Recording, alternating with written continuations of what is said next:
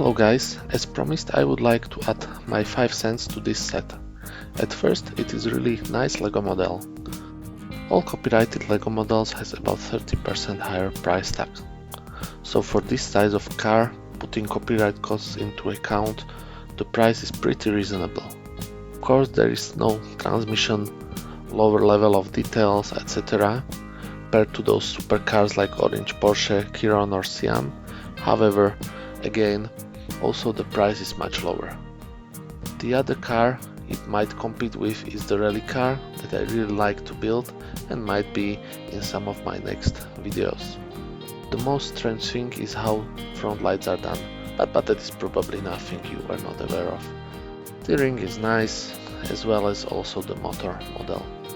Thing to mention is that I saw a really nice alternative build for this set that turns into Formula, and probably will make a video of that build really soon.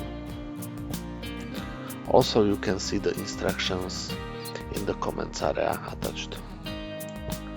That's all from me for today. If you like my video and want more, like or subscription will be warmly welcome. See you soon.